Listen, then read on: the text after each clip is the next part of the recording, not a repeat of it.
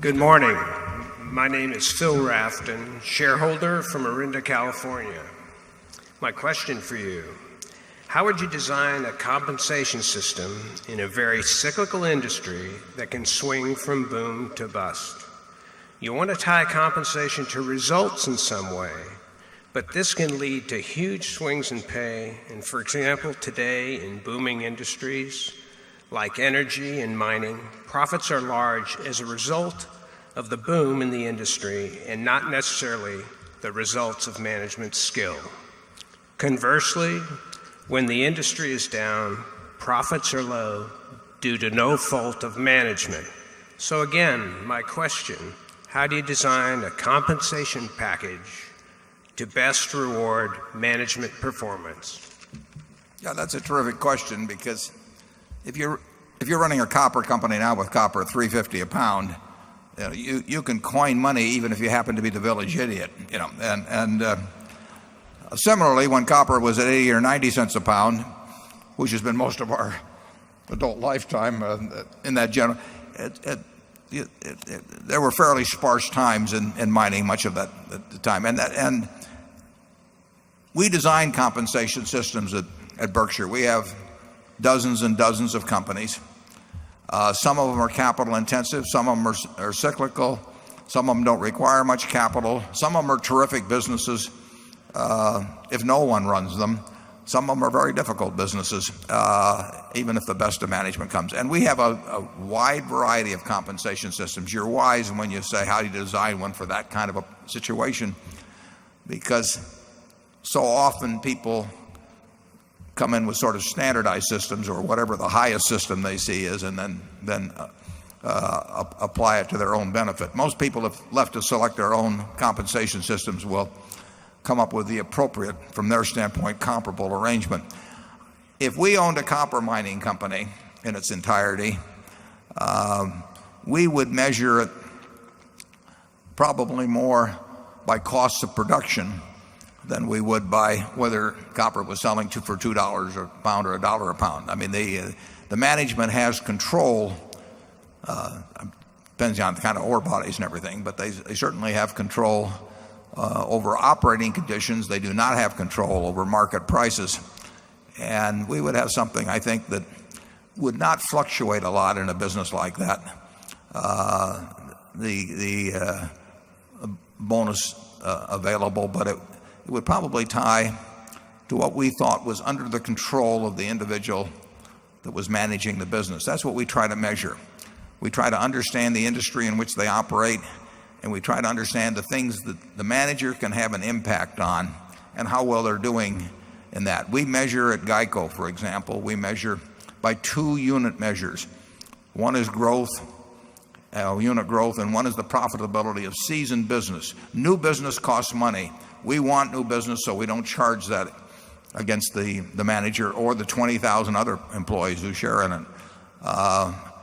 We do not want to pay for anything that is not under their control. We do not want to pay for the wrong things. And I would say in a cyclical business that if oil is $70 a barrel,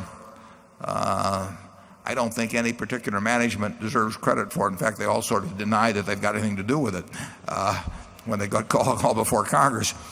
But I would not give them credit for the fact that oil is $70 a barrel or $40 a barrel. I would give them credit for low finding costs for over time. I mean, what you really want to do if you have a producing oil company is you want a management that over a 5 or 10 year period discovers and develops oil at lower than average unit costs. And there's been a huge difference in performance in that among even the major companies. And I would pay the people that did that well. I would pay them very well because they're creating wealth for me.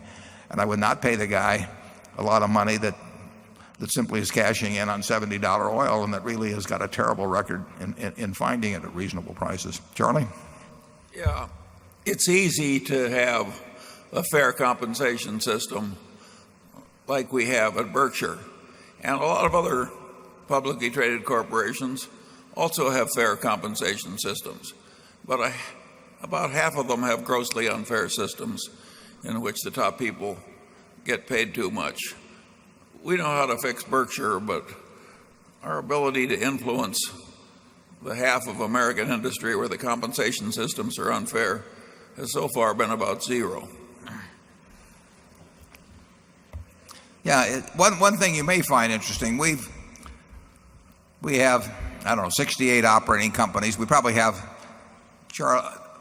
responsibility for the compensation system of perhaps 40 managers or thereabouts, because some of them have businesses grouped under them. I can't think of anyone we have lost over a 40-year period because of differences in views on compensation.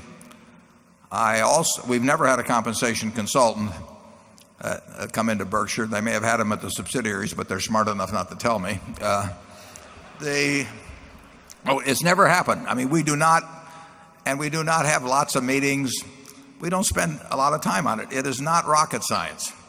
It's made more complicated than it needs to be, more confusing than it needs to be, because having a system that is complicated and confusing serves the needs of some who want to get paid a whole lot more than they're worth. And the system won't change because it's working to the advantage of the people that have their hand on the switch, the people that pick the human relations consultants and pick the people who are on the comp committee. I was put on one comp committee, and Charlie can tell you what happened. He was there. Yeah, we were the biggest shareholder at Solomon. Two of us were on the board, and Warren was on the comp committee. And in that frenzy of envy which characterizes compensation and investment banking, Warren remonstrated softly, I thought, toward a slightly more rational result, and he was outvoted. Charlie used the term envy rather than greed, which is interesting, because that's been our experience, is that envy is probably a bigger motivation in terms of people wanting to be in that top quartile or whatever it may be than greed. It's a very interesting phenomenon that you can hand somebody a $2 million bonus and they're fine until they find out that the person next to them got $2.1 million, and then they're sick for the next year. Charlie has pointed out, of the 7 deadly sins, that envy is kind of the silliest, because you don't feel better. I mean, if you get envious of somebody, you feel worse the whole time. Now, gluttony, I've had some of my best times while being gluttonous. I mean, there's a real upside to gluttony. I don't. We won't get into lust, but I've heard that there are upsides to that occasionally. But envy, all you do is sit around and make yourself sick and can't get to sleep. But it's part of the human psyche, and you see it big time, and you get this irony. The SEC wants even more transparency on pay, which I think, basically is a good idea, except for the fact that it becomes a shopping list for every other CEO when they see that somebody is getting their haircuts paid for by the company, and they decide that they too need their haircuts paid for by the company, and they suddenly become big tippers.